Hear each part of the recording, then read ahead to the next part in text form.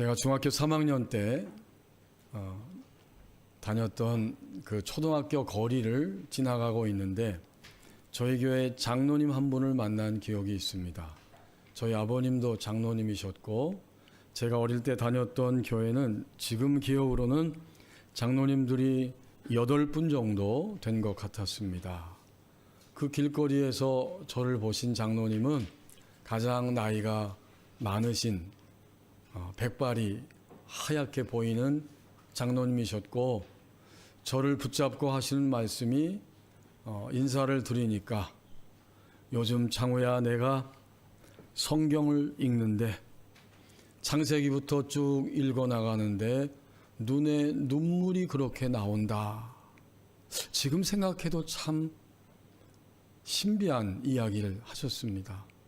중3짜리 16살 학생을 붙잡고 그런 이야기를 하실 수 있는 장로님이 참 귀하고 대단하다 이런 생각을 하게 됩니다.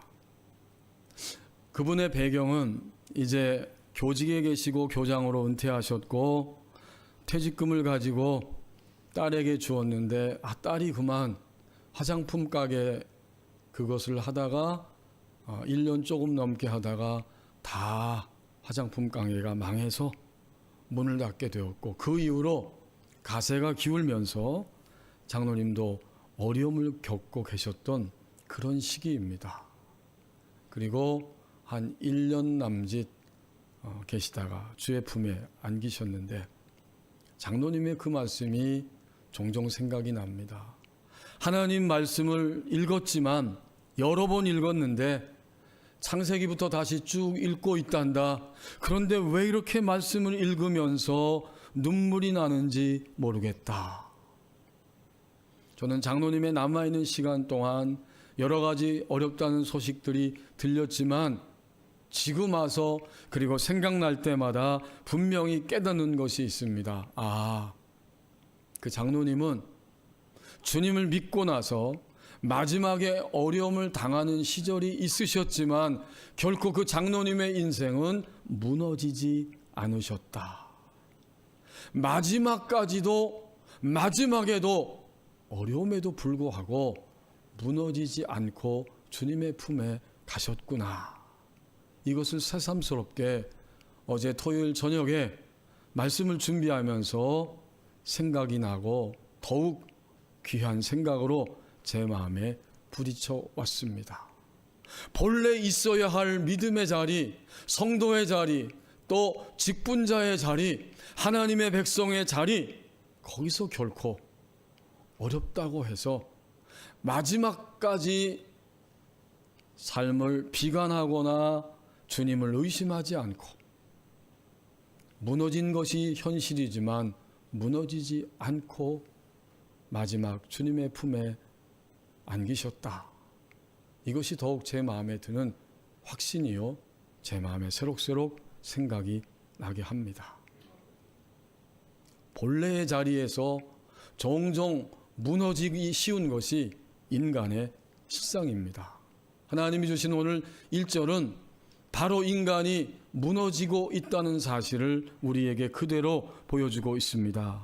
1절 말씀에 예수님은 성전에 가셨던 것을 우리에게 보여주고 있고 이제 주님은 이 지상생에 사시는 동안 여러 번 성전을 들어갔다가 나가다가 하셨지만 이 1절에 예수님의 성전 들어가심과 나오심은 마지막이었어요. 십자가를 지시고 고난 속에서 이제 하나님의 품에까지 안겨야 하는 일주일의 그 시간들이 남아있을 때 화요일에 예루살렘 성전에 들어가셔서 종교 지도자들과 무엇이 인간의 본래의 자리냐, 무엇이 하나님을 온전히 믿고 있는 길이냐, 치열한 논쟁을 벌이시고 부딪히시다가 그와 연관된 교훈을 마지막으로 던지시고 성전 바깥으로 나오시는 장면입니다. 그래서 1절은 예수께서 성전에서 나와서라고 말씀하고 있고 특별히 마태복음을 기록한 이 마태는 예수님이 성전에서 나가시는 장면을 한 번만 기록한 것이 아니라 연이어서 두 번 반복적으로 성령의 감동을 따라 기록하고 있는데, 예수께서 성전에서 나왔어요. 나와서 또 어떡합니까? 가고 있습니다. 가실 때에 라고 강조해주고 있습니다. 성전은 어떤 곳일까요? 유대인이신 예수님과 그의 12 제자들 모두에게도, 유대인에게 있어서는 성전이야말로 그들에게 있어서 자부심이고 그들의 삶의 전부이고 그들의 삶의 기준이 되는 것이 성전이에요.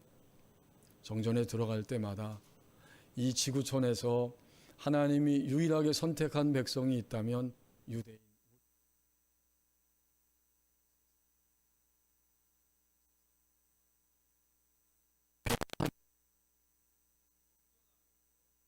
하나님을 만나는 유일한 장소가 바로 이 성전인데, 유대인들에게 있어서는 자신의 정체성을 확인하는 자리, 그리고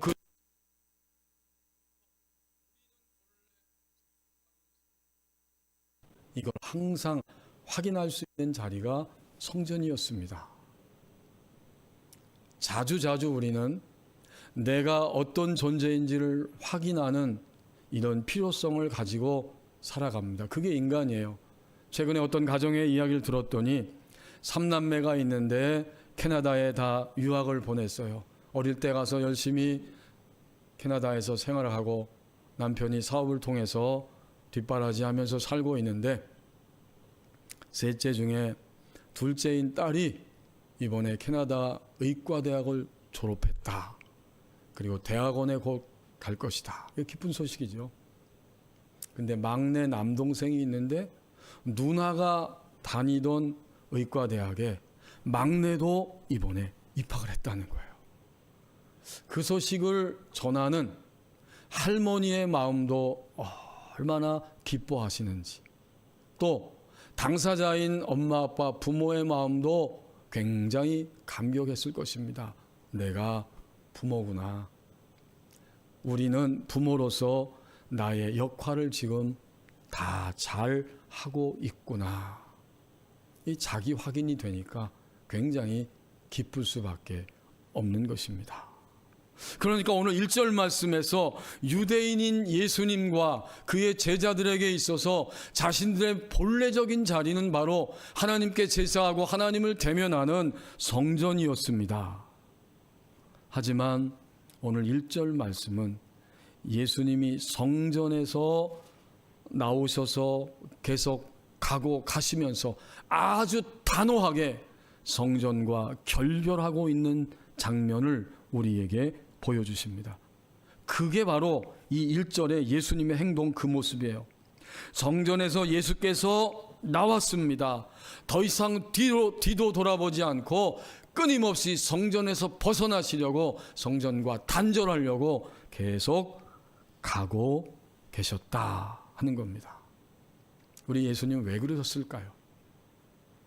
그것은 무엇보다도 성전은 하나님 앞에 제사하면서 하나님의 사랑을 확인하고 하나님과 대면했기 때문에 드디어 하나님이 주신 생명이 가득가득 채워져서 이제는 나의 삶의 현장을 향해 나갈 수 있는 이런 놀라운 힘도 지혜도 위로도 흘러넘치는 곳이 하나님 앞에 제사하고 예배하는 성전이었는데, 그 당시의 성전은 오히려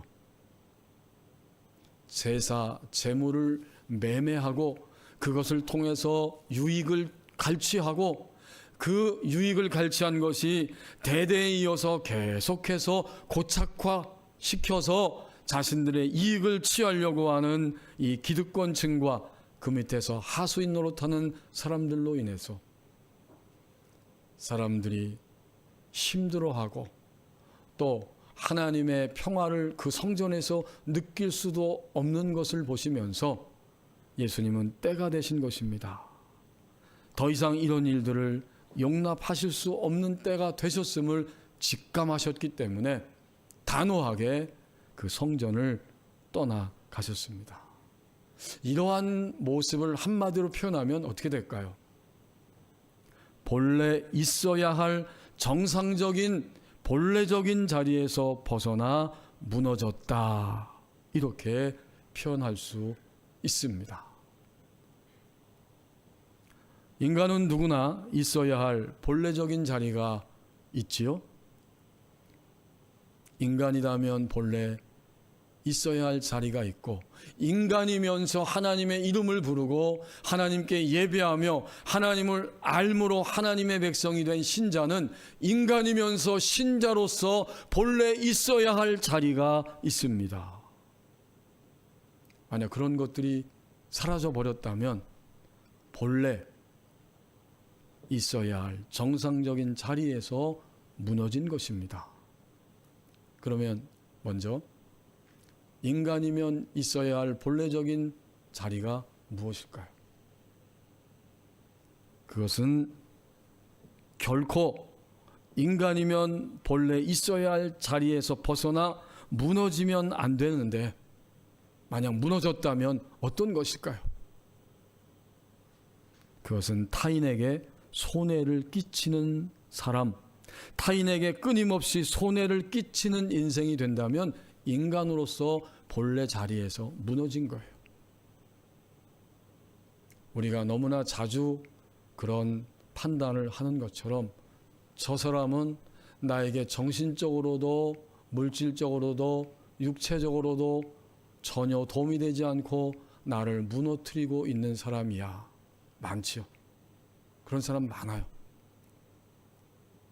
이것이 인간이면 본래적인 자리에서 무너지지 않아야 하지만 무너졌을 때에 나타나는 행동과 삶입니다. 그러면 이제 인간이면서 하나님의 이름을 부르는, 인간이고 동시에 신자가 본래적인 자리에서 무너졌다 할 때는 어떤 것일까요?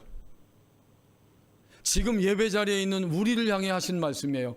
너희는 인간이다. 너희는 그러면서 나의 이름을 부르고 있기 때문에 너희는 신자다. 신자가 무너지는 것이 무엇인지 알겠느냐? 주님은 이 본문을 통해서 우리에게 도전하고 물으시는 거예요. 신자는 무너졌다면 그는 바로 사랑을 빼앗기고 인생을 살아가는 상태가 됩니다. 바꿔 말하면 사랑을 빼앗기고 하루하루 일상을 살아가는 자라고 하면 신자로서 그는 무너진 사람입니다. 사랑을 뺏겼어요. 신자가. 어떤 사랑일까요? 하나님의 절대적인 나를 향하신 사랑을 의심하게 됩니다. 그 사랑을 뺏긴 거예요. 하나님의 이름을 부르고 하나님의 자녀가 되고 하나님의 소유물이 된 백성이 되었을 때 하나님의 사랑은, 나를 사랑하시는 하나님의 사랑은 조금도 의심할 것이 없지만 너무나 많이 무너지는 세상에서 살기 때문에 하나님이 나를 사랑한다는 것에 대해서, 내가 하나님께 사랑받는 존재가 되었다는 것에 대해서 의심할 수밖에 없게 됩니다. 그때 신자는 그 순간 무너진 거예요. 더 나아가서 나에 대한 사랑을 의심하게 될 때 우리는 타인에 대한 사랑도 의심하게 되므로 타인을 사랑할 수 없게 됩니다. 이 두 가지 다예요. 신자는 자신에 대한 사랑, 하나님의 사랑을 의심할 때, 또 다른 사람을 궁극적으로 최종적으로 사랑하고자 하는 마음과 사랑의 중심이 없을 때 신자는 그의 인생에서 지금 무너진 거예요. 그 사람을 긍휼의 마음으로 바라보지 못하게 됩니다. 그때 신자는 무너진 상태예요. 언제 한번 이런 말씀을 나누었는데, 제가 서울 워커힐 아파트에 있는 그 광장동의 장로의 신학대학에 1학년에 입학했습니다. 20대 초반이죠. 가서 보니까 연령대가 다양해요. 최고 많으신 형님 나이가 30이 넘었어요. 그런데 바깥에서 소위 한참 돌아다니다가 주님의 손에 채찍을 맞고 주님의 길에 이끌려 왔습니다. 최동주 형님인데 지금은 인천에서 목회를 잘 하시는 그런 목사님입니다. 이제 모여서 공부하고 함께 기도 모임을 하면서 어느 날 기도 모임 중에 이런 이야기를 하더라고요. 가장 친한 친구가 있는데 인천의 섬에서 기도하고 있다. 나도 너처럼 하나님께 사명을 받아서 내 인생이 신학을 향하고 목사가 되는 건지 알기 위해서 기도해야 돼 하고 가슴은 불타는데 마지막으로 내 인생의 길에 대해서 하나님께 알기 위해서 기도하고 있다. 그런데 그 친구가 하루는 만나는데 이렇게 얘기하더랍니다. 동주야, 지금도 하나님은 김일성도 회개하기를 바라신다. 이 말을 바꿔보십시다. 오늘 내가 그 사람만 생각하면 마음이 힘들어요. 고약합니다. 거짓됩니다. 교만합니다. 그리고 나를 너무 아프고 힘들게 고통스럽게 합니다. 이럴 때 여러분 어떻게 하시겠어요? 만약 지금 그런 사람이 한 명이라도 있을 때 우리 신자 그리스도인은 어떻게 하시겠어요? 김일성도 기도했더니 하나님이 회개하기를 원하신다. 그 충격적인 말을 그때 들었다는 겁니다. 저는 그 이야기를 들으면서 생각이 드는 것입니다. 나는 오늘 누군가를 생각할 때 여전히 힘들어. 아주 정직하게 말하면 여전히 싫고 밉고 고통스러워요. 그런데 신자는 마지막 지점까지 생각합니다. 최종적으로 생각하고 분석한 다음에 철저히 분석하고 최종적으로 내린 결론이 무엇이냐.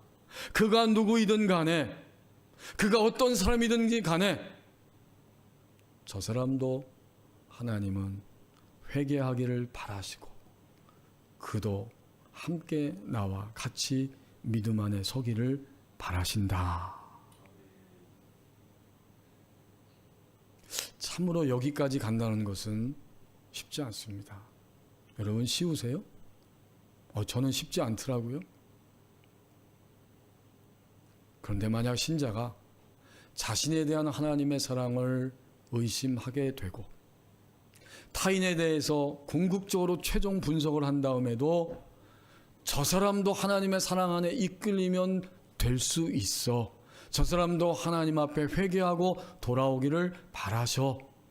라는 것이 마지막 분석의 결론이 아니라면 그 순간까지 나는 그 순간에도 무너져 있는 신자입니다. 이렇게 우리의 삶 속에 인간이면서 무너져 있는 사람들이 이 시대에 많고 인간이고 동시에 신자이면서 무너진 상태로 살아가는 사람이 너무나 많이 있습니다. 여러분 1절 하반절에서 예수님은 성전에서 단호하게 나가셨고 계속 성전을 떠나서 가고 계시는데 제자들은 오히려 예수님께 다가와서 성전 건물을 자부심을 가지고 보이려고 가르치고 자랑하려고 하는 이런 모습이 보여지고 있습니다. 1절에 보니까 하반절에 그 말이죠. 예수님은 가고 계시지만 나와서 제자들이 성전 건물들을 가리켜 보이려고 나온다. 이게 제자들의 속이었어요. 이 차이는 어떤 차이일까요? 인간의 본래적인 자리, 하나님을 사랑하고 하나님께 사랑받으면서 하나님의 사랑을 따라가는 것이 신자의 본래적인 자리이지만 그것을 다 던져버리고 무너진 상태로 성전 안에서 기득권층의 자리를 차지하고 있는 이 사람들의 정체를 알아보고 계신 예수님. 반면에 제자들은 건물적인 성전은 있지만 이미 성전은 무너졌다라는 사실을 알지 못하고 깨닫지 못하고 인정하지 못하고 여전히 성전 건물에 대한 자부심을 가지고 있는 바로 이러한 제자들, 바로 이 차이점입니다. 오늘도 인간의 삶은 계속해서 종종 무너지고 있는 것이 실상입니다. 인간의 악으로 인해서, 인간의 연약함과 성도된 인간의 불신앙으로 인해서 본래적인 자리에서 벗어나 삶의 터전이 무너져 내리고 있습니다. 이제 2절 말씀을 보십시오. 무너짐은 오히려 세워짐을 향해 갈 수 있는 출발점이 됩니다. 2절의 제자들이 이 실상을 파악하지 못하고 다른 생각과 말들을 하고 있는 것을 아시는 예수님은 말을 돌리지 아니하시고 직접적으로 바로 그들에게 말씀하셨어요. 제자들의 눈에 자랑스러워 보이고 자부심을 느끼면서 생생하게 항상 즐거워하고 기뻐하고 웃고 있는 그들을 향해서 돌 하나도 돌 위에 남지 않고 완전히 이것이 무너뜨려지리라. 예수님의 이 말씀은 제자들에게 굉장한 충격으로 다가올 수밖에 없는 말씀이에요.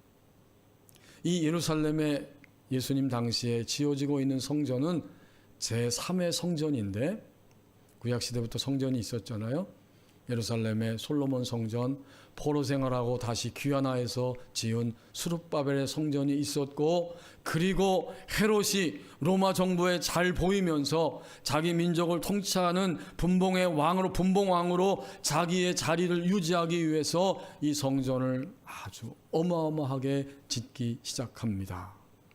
이것은 기원전 BC 19년에 착공했고 예수님 오신 이후에 AD 63년에 완성이 됐습니다. 이 긴 시간 동안 성전이 지어지고 있었습니다. 그러니까 예수님이 오늘 본문에서 성전이 무너질 것이다 라고 예언했을 때에는 성전이 착공된 지 약 50년 정도 되는 때입니다. 본체와 뜰이 다 완성이 되어져 있습니다. 외벽이 한창 공사 중에 있었을 때입니다. 그 화려함과 아름다움은 주변에 이름이 나 있었어요. 그래서 사람들이 이렇게 말했습니다. 성전의 건축 양식을 보지 못한 사람은 화려한 건축물을 보지 못한 사람이다. 이것이 당대의 평가였어요. 자, 그러니까 2절 말씀에서 보면 너희가 이 모든 것들을 보지 못하느냐 예수님이 강조하신 거죠. 이 말은 예수님의 이런 뜻이에요. 너희가 이 모든 것들을 보지 못하느냐? 잘 보아라. 훗날에 돌 하나도 돌 위에 얹혀지지 못하고 완전하게 파괴될 것이다. 제자들은 그 말을 수용할 수 없죠. 예수님이 부활하시고 승천하신 이후에 디도 장군에 의해서 AD 70년에 디도 장군이 이끄는 로마 군대에 의해서 문자 그대로 철저하게 파괴되었습니다. 2절 말씀 그대로예요. 2절 말씀은 우리에게 무엇을 깨닫게 하고 있습니까? 예수님이 오셔서 신앙의 길을 보여주시는데 성전 개념을 완전히 새롭게 분명하게 가르쳐 주셨다. 이것입니다. 주님 오시기 전에 성전은 뭐였죠? 구약시대에 있었던 성전은 시간과 공간이 이스라엘이라고 하는 그 땅에 있었고 거기서 제사 드리면서 하나님을 만나는 유일한 성전이었다면 예수님이 오셔서 죽으시고 부활하신 이후에 이제 성전의 개념은 온 세계에 시공간을 초월해서 동시적으로 임하는 성전이 지어지게 되었는데 바로 예수님을 구원의 주님으로 믿고 고백한 신자 한 사람 한 사람 그가 바로 하나님의 성전입니다. 여러분 이 말씀을 우리는 분명히 아멘하고 있고 익히 알고 있지만 오늘 무너짐이 많은 이 시대에서 새롭게 인식하게 됩니다. 우리가 주님을 믿을 때 우리의 주님 되시고 우리의 아버지께서 어디에 계시느냐? 저 성지순례 가야 하는 이스라엘 땅에 있는 게 아니고 거듭난 신자의 마음속에 좀 더 분명히 표현하면 바로 영이신 하나님이 하나님의 형상대로 창조하신 인간의 영 안에, 그리스도인의 영 안에 머물러 계십니다. 그런데 왜 성전은 무너져야만 했을까요? 건물적인 의미의 성전이 무너진 이유, 또 오늘 신자된 우리 안에 있는 이 심령 성전이 무너진 이유는 똑같습니다. 왜 그럴까요? 하나님의 임재하심이 없기 때문에 무너진 것입니다. 오늘 그리스도인 된 내가 왜 이렇게 자주자주 넘어지는가? 원리는 똑같아요. 하나님의 임재하심 안에서 걸어가지 못하기 때문에 무너집니다. 하나님의 임재와 관계없어요. 내가 말하는 거, 판단하는 거, 생각하는 거, 결론 짓는 거, 움직이는 거, 하나님의 임재와는 아무 관계 없어요. 나는 그냥 나로서 내가 이해되는 만큼, 내가 느끼는 만큼, 내가 경험한 만큼, 나에게 이익이 되는 만큼 그것만 실컷 생각하고 그것에 의해서 움직일 때 반드시 그것은 무너지게 되어 있습니다. 우리의 의식이 그렇기 때문에 우리의 행동도 무너지는 결과를 가져오게 됩니다. 오늘 이 땅이 참으로 고통스럽습니다. 하나님 우리를 한 국가 안에 살게 하시는데 오늘의 현실이 무너지는 현실이에요. 그 땅에 살고 있는 백성된 우리들의 현실도 무너지고 있는 이 현실을 살아갑니다. 하지만 오늘 2절 말씀이 주님의 말씀인데 이 말씀을 통해서 우리는 역설적인 진리를 깨닫게 됩니다. 무너지는 현장은 무엇이냐? 역설적으로 본래의 자리로 돌아갈 수 있는 축복의 현실입니다.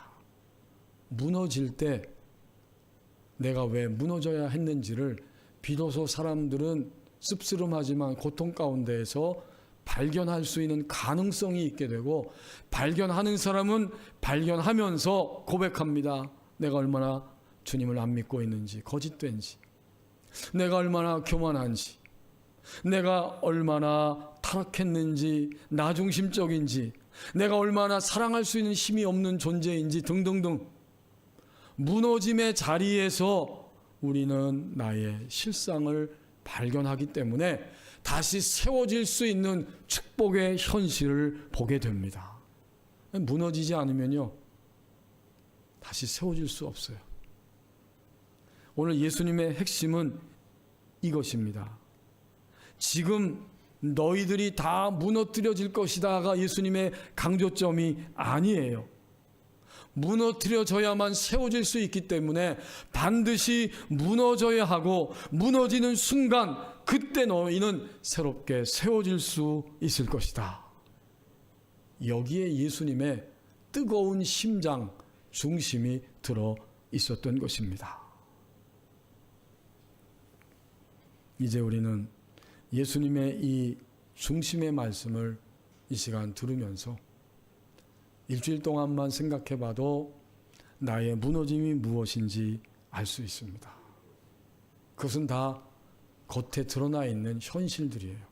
그리고 그 현실에 반응한 내 마음의 생각과 감정과 느낌들, 판단들이었을 것입니다. 무너진 거예요.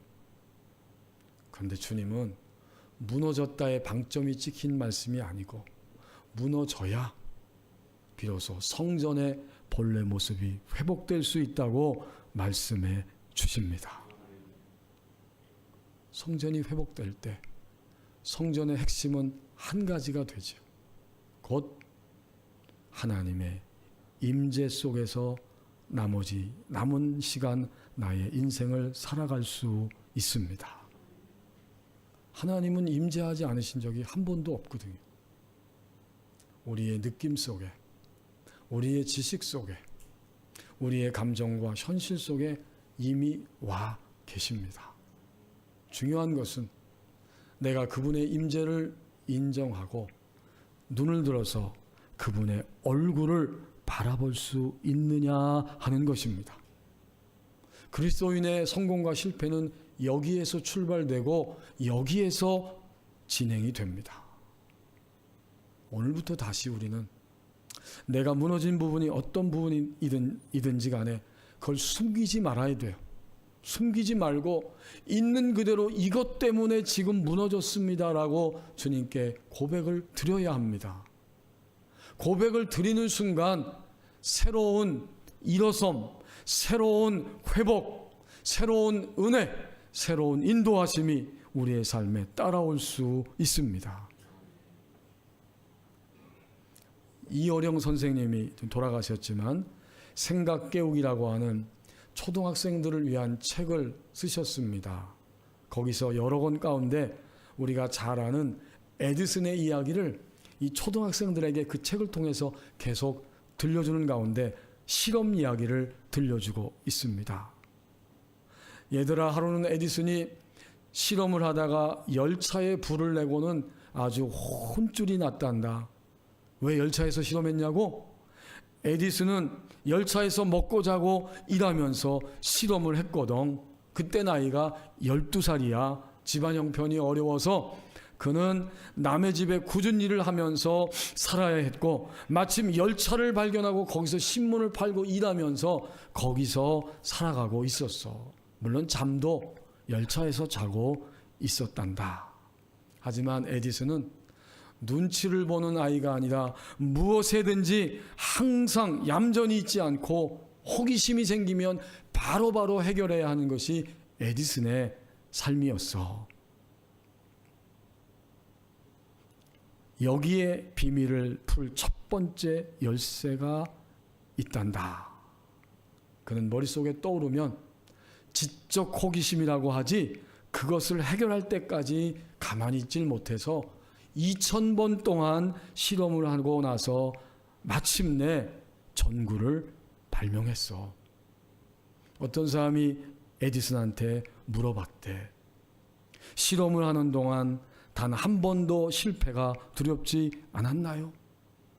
그러자 에디슨이 대답하기를 나는 1999번 동안 실패를 한 게 아니라 전구를 만드는데 알맞지 않은 1999가지의 방법을 발견한 것입니다. 이렇게 대답했단다. 여기에 비밀을 푸는 두 번째 열쇠가 있어. 호기심은 사람을 늘 끊임없이 도전과 실험으로 이끌어 주는 거야. 하지만 사람은 한 번 실수를 한 걸 기억하고 두 번 다시는 똑같은 실수를 되풀이하지 않으려고 한단다. 이게 뭔지 아니? 이것을 가리켜서 학습 효과라고 말하는 거야. 제가 이 글을 읽었을 때 번쩍하고 오늘 본문 말씀이 새롭게 다가왔습니다. 우리 교우 여러분 눈치채시겠지요? 무너짐의 학습 효과입니다. 내가 만일 무너져 있다면 하나님의 임재 없이 생각하고 판단하고 말하고 움직였기 때문에 무너졌다. 이것이 신자에게 있어서 무너짐의 학습 효과가 되어집니다. 이제 우리가 무너질 때마다 유일한 희망을 발견할 수 있는 기회가 되어집니다. 기도하겠습니다.